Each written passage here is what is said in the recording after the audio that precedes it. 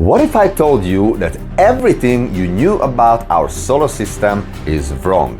I know it's a bold statement, but once we investigate the details and the numbers in the universe, everything will start to get weird, and I'm gonna show you exactly what I mean. So it's time to start questioning science and to challenge our understanding of the universe, and we're gonna do it right now. Let's talk about it.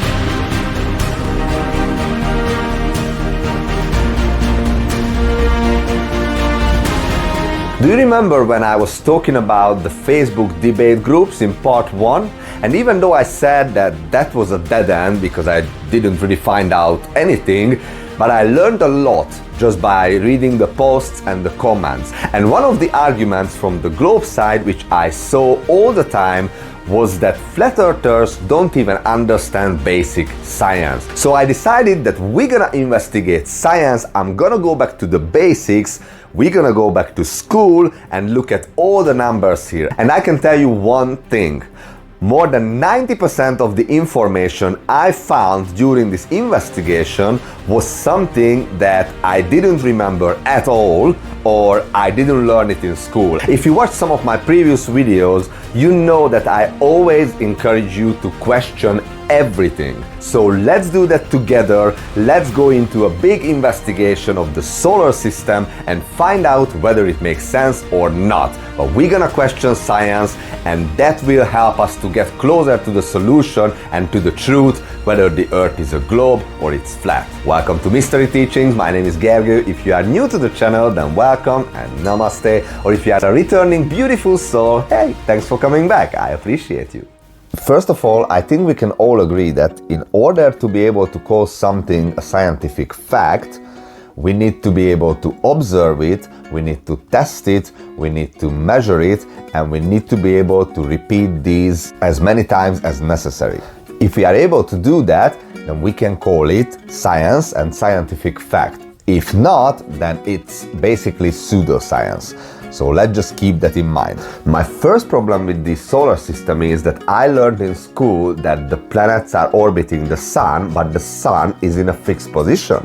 I didn't know that the sun is moving as well, and we all constantly following the sun. So this is already confusing for me, guys. I didn't know this, and if you did, well done, but I never learned this. I grown up in Hungary, and in Hungary, the primary school I went to, they never told us that the sun is moving. So this is already really confusing. So this was one of the reasons why I decided that I need to do a proper investigation and I need to start with the basics. The circumference of the Earth is 24,901 miles. So if we divide 24,900 with 24, we're gonna get the speed of the rotation, which is 1038 miles per hour. But this speed applies to the area of the equator. If you are elsewhere on the planet, depending on your latitude, you will experience a different speed. But the problem is that you don't experience any speed. Doesn't matter where you are, even though the entire planet is spinning at 1,000 miles per hour. Now guys, don't get me wrong, this is not my main issue. The big problems will come later, you will see them in a moment, but this is already weird. We all know that it takes 24 hours to make a full circle, but if you look at the speed, something doesn't add up. And I know we don't feel the speed because we are moving together with the Earth, we are on its surface, just like when you travel in a car, for example, or if you are sitting on a train, or maybe the best example is an airplane, because the airplane is really fast and indeed you don't feel any speed. Furthermore, if you think about it, if you travel on a train, for example, or on an airplane, which is a really high speed, you can still take a bottle of water and pour it into a glass without any problem. And this is a valid argument. However, the reason you don't feel the speed on a train or on an airplane, because you are in a closed environment. You travel in a closed system. So when we say that we don't feel the speed in the car, just please remember there are people who have car sickness as soon as the car starts moving. And we only talk about 30 or 40 miles per hour, or 50 or 60, but not 1,000. And even if we just talk about the car, and you drive on a motorway, you can still pour your glass of water because you have a windscreen that protects you. You see, it's called wind screen for a reason. Now with the train example, it's the same thing. It's a closed environment. But when you travel like this guy, for example, obviously don't try it. It's dangerous, but this guy did, and you can imagine he felt the speed probably. And when it comes to an airplane, we can definitely agree that you would indeed feel the speed if the door was open, or you would be able to open the window, just like these passengers did in this news report. We're going to turn now to the terrifying scare in the air when a man actually opened a plane door mid-flight. 12 passengers had to be rushed to the hospital after landing, and Gio is back with the latest this morning. Good morning to you, Gio. Hey, Juju, good morning again. Yeah, this was an Asiana Airlines plane with 194 people on board. And let's go ahead and go right to the video now, because it's just unbelievable. Because police there in South Korea say a 33-year-old passenger opened the emergency exit door about 850 feet above ground right after the pilot made that routine announcement that the plane was about to land.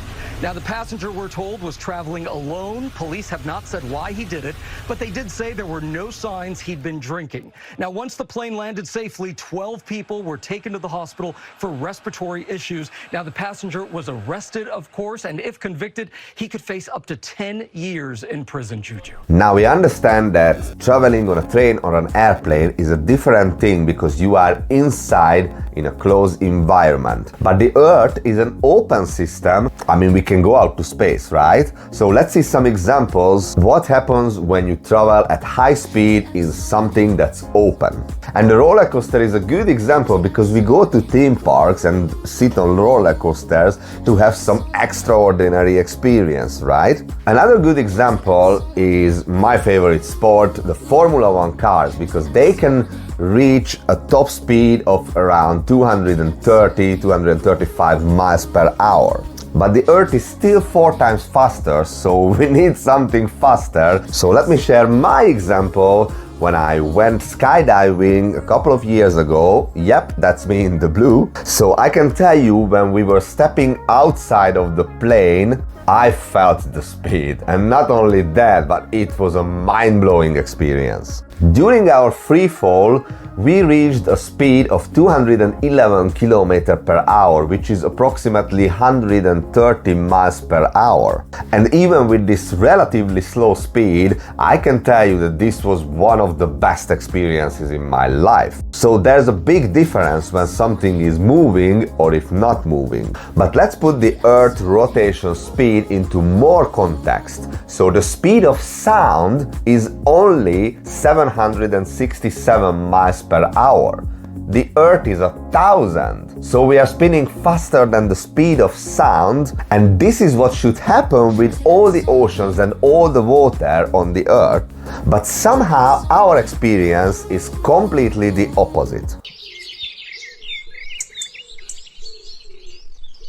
So as I said, this is not my major problem, and I can even accept this, and I don't want to stress on the speed, so let's just move forward and look at something else, the speed of the moon. So the moon orbits Earth at a speed of 2,288 miles per hour. Really? Okay, so let's put this into perspective again. The speed of a bullet can travel at a speed of 1,800 miles per hour.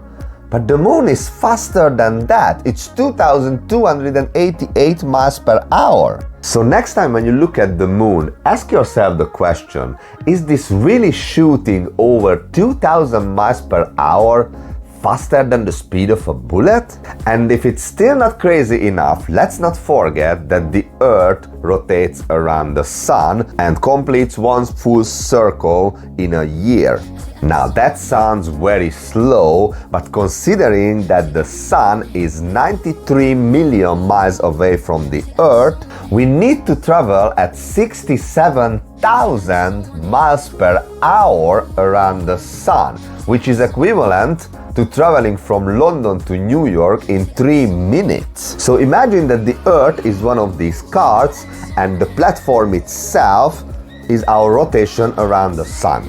And we feel nothing. And I just look at photos like this and I'm wondering what is going on. And since we travel at two different speeds, let's not forget about the moon, because the moon needs to catch up with all of this, which makes everything even more complicated. Here is why. So let's recap. The moon is traveling around the Earth 13 times per year, as we have 13 moon cycles, at a speed of 2,288 miles per hour. Meanwhile, the Earth is orbiting the sun at 67,000 miles per hour. So the moon needs to change its speed drastically in order to follow the Earth, which is also orbiting the sun at 67,000 miles per hour. So when the moon is on the outer circle on its orbit, then it needs to speed up to 67,000 miles per hour in addition to its original 2,288 miles per hour. That's altogether 69,288 miles per hour.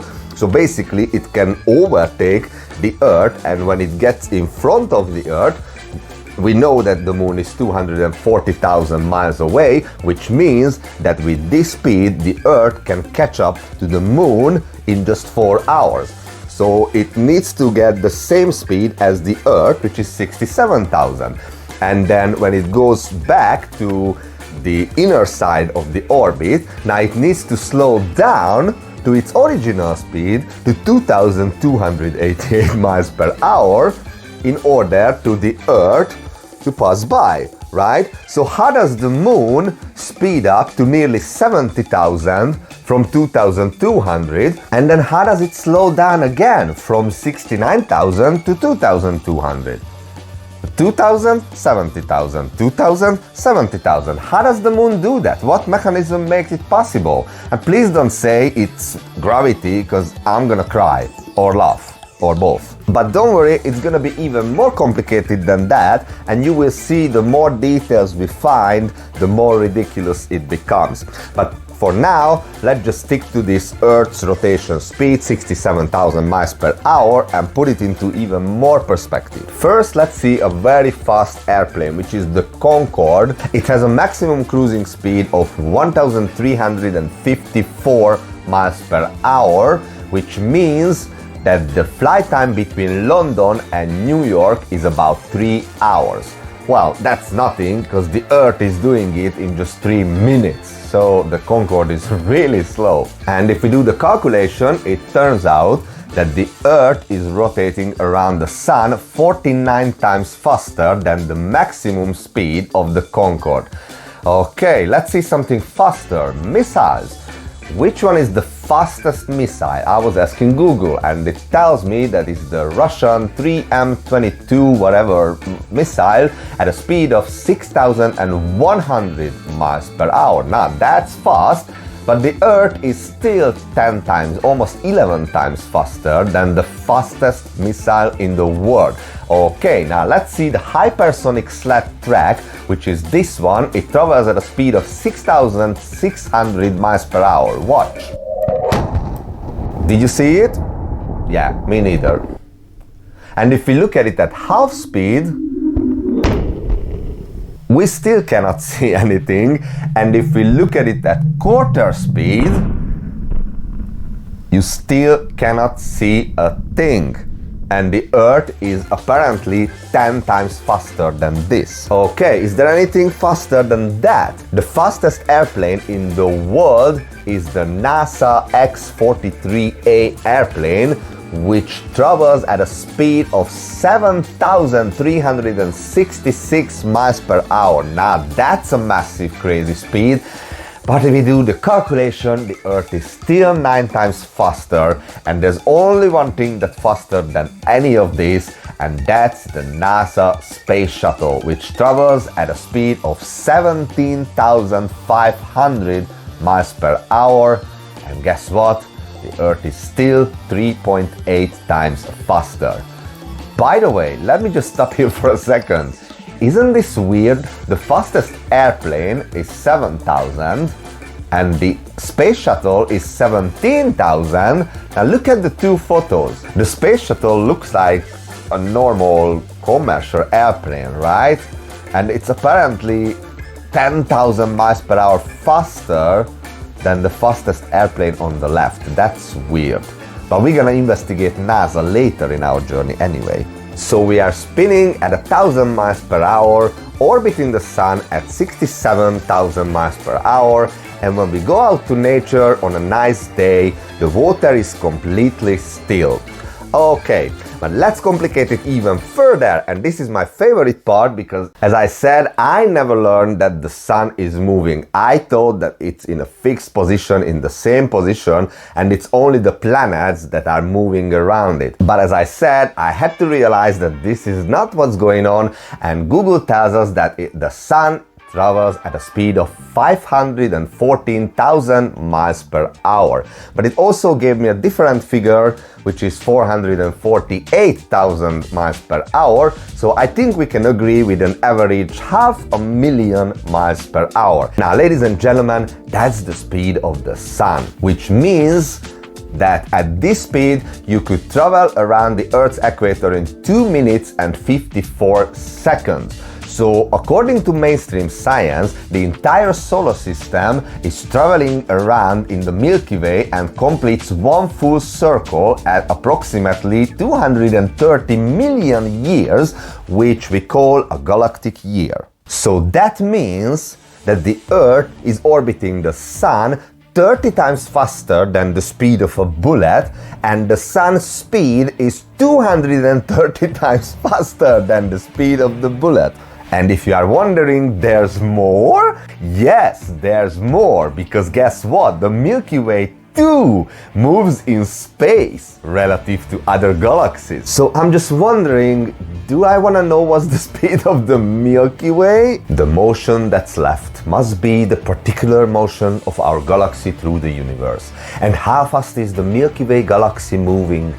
The speed turns out to be an astounding 1.3 million miles per hour. So at this point in my investigation, I probably experienced cognitive dissonance, which, if you don't know what is, in short, basically when you have a core belief that you believe for a long time, for example, that the Earth is a globe, and someone shows you evidence against this core belief, then basically the brain doesn't know what to do, and you might experience some discomfort, stress, or you might feel anxious. Maybe you are in denial, you say this is not true, or you want to ignore the information, you can be angry. So there can be a lot of different stages, but I made an entire video about this, and if you want, you can check it out in more details what cognitive dissonance is, but this is how I feel right now. So let's recap. The Earth is spinning at 1,000 miles per hour faster than the speed of sound. The Moon is rotating around the Earth at 2,288 miles per hour faster than the speed of a bullet, while the Earth is orbiting the Sun at 67,000 miles per hour faster than anything, and the Sun is basically running through the galaxy with 500,000 miles per hour, and the entire galaxy is moving at a speed of 1.3 million miles per hour. Meanwhile, here on Earth,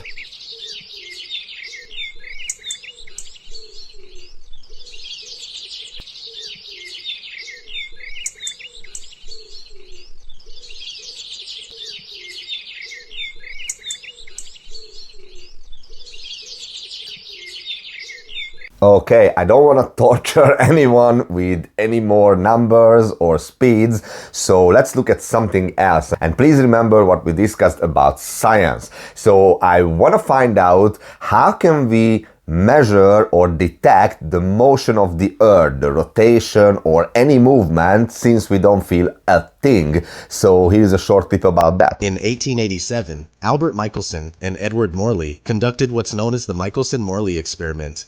This experiment was attempting to prove the speculated motion of the Earth around the Sun, and when it failed, Albert Einstein was forced to form the theory of relativity to overcome this problem.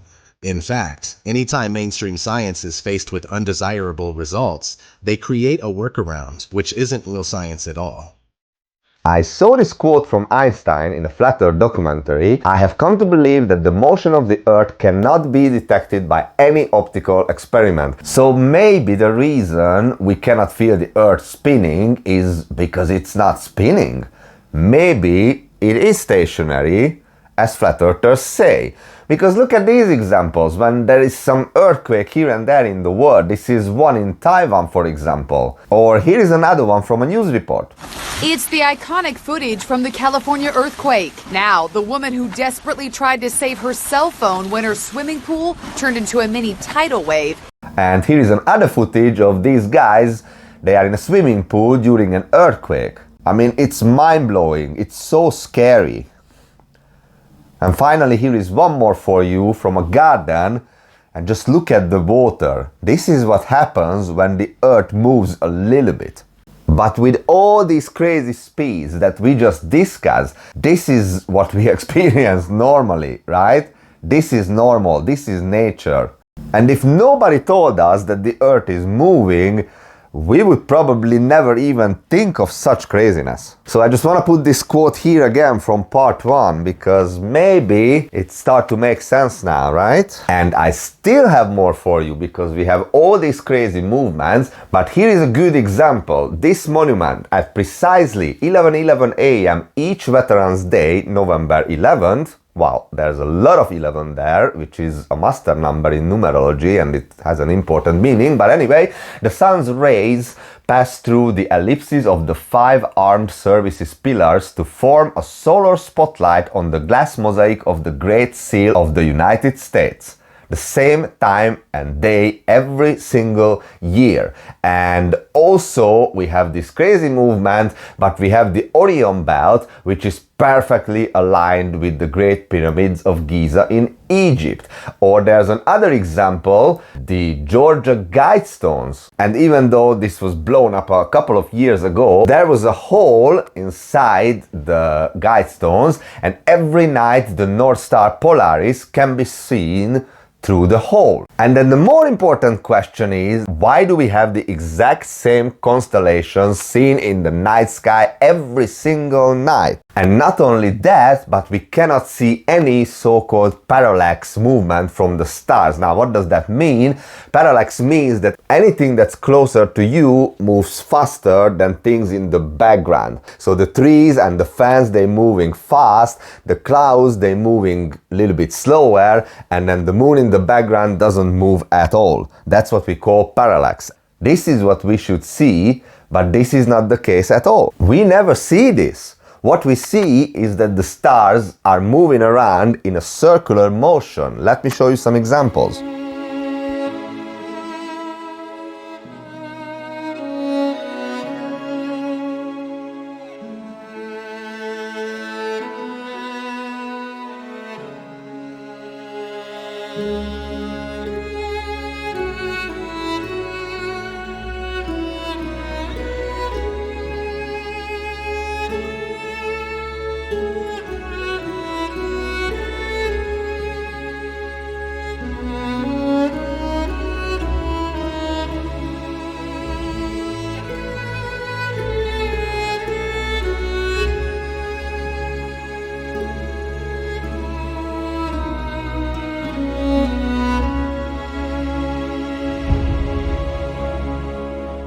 So in the geocentric, aka flat earth model, the stars are fixed in the sky and they rotate around us, which is basically what we see. And we will talk about the stars and the sky in more details later in our journey, but for now I just want you to understand this. Because on the other side, in the heliocentric, aka globe model, we are shooting through the universe like crazy, so pretty much this is what we should see every night, but this is not the case, and we see the exact same stars. And apart from that, since we are going around the sun once per year, that means that every 6 months we are on the other side, so therefore our night sky should look completely different. But again, this is not what we experience. And let's not forget about water, because we know that 75% of the earth is water, and all the oceans in the world are somehow able to stick to the ball while we are spinning like crazy. And our only answer to that is gravity. And we will talk about gravity in a different episode, but it's really weird and strange for me that water always finds its level. Water does not bend. The only exception when it does is the example of the Earth, the globe. It's just common sense. Water does not behave the way the heliocentric model tells us. It doesn't matter how you spin water, the centrifugal force will push it away. I mean, it's basic science. How do you think a washing machine removes the water from your clothes? You're supposed to be on a ball spinning 1,000 miles per hour, orbiting the sun at 66,000 miles per hour while shooting through the galaxy at 500,000 miles per hour. That's also moving at 1.2 million miles per hour. Yet none of those speeds match anything we experience in reality. In fact, it's completely insane to suggest such a notion. Bodies of water always find an equilibrium. When they're at rest, the surface is completely flat. It's time to realize the math ain't mathing and the science ain't sciencing. You can't even make it make sense. So how can we call any of this science or scientific fact if we cannot observe it, we cannot test it, we have no idea how to measure it, and obviously we can't repeat any of these because we didn't do a thing.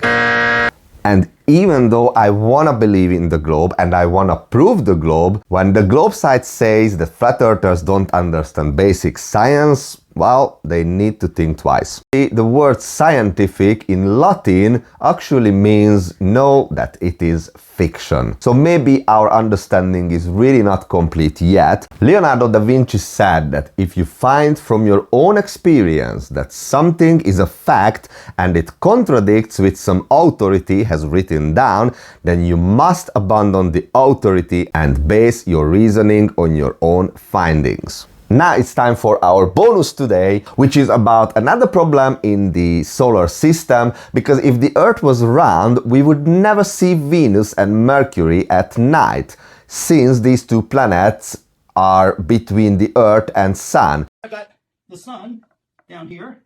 I've got Mercury represented in this first orbit, and it supposedly orbits somewhere around 43 million miles at its maximum. And then you have Venus over here at 67 million miles in the second orbit from the Sun. And of course we've got the blue marble. We've got Earth up here in the third orbit, going around the Sun at 66,000 miles an hour, supposedly at a distance of 93 million miles from the Sun. Okay, and in the meantime, we're spinning around here, okay? Right now, the reason I got the light, I just wanted to cast a strong enough shadow. So you see, this would be daytime on this side, and it's nighttime on this side, the dark side. Okay, so I get thinking, we are out here looking this way. We're looking out that way. I want to knock the Earth out of its orbit, but we are looking this direction toward the darkness in our sky. Okay? Now the question is, why can I see Venus at all? If Venus is rotating down here in its second orbit, we're in the third orbit, but we are facing away from Venus right now. How come I can see it in the sky? I mean, it might be up here, wherever, but it's still maintaining this circular distance in here inside the orbit, on the inside orbit between Earth and Sun. So why am I able to see Venus on the dark side of Earth right now? It would have to be out here to enable it to be seen. It'd have to be catching the light from the Sun and being able to be seen here. If it's where we are told it is located, we would not be able to see it in our night sky right now. So I'm a bit disappointed with the globe, and I thought it's gonna be much easier to prove it, but I'm not gonna give up. And I know you wanna hear about flat Earth and you have a lot of questions, just like I have, and we're gonna talk about it a lot, I promise. But remember, I started this journey to prove the globe, and I still have some ideas to do that, and the next one is the photos of the Earth. It's very simple. We have thousands and thousands of real photos of the Earth taken from space, but the flat earthers say that it's just more trickery, and if you look at it a bit closer, you will realize that these are fake photos and Photoshop and CGI. Now that sounds weird, so the next step I want to do is do a proper investigation of all the photos of the Earth, so that's exactly what we do in part 3.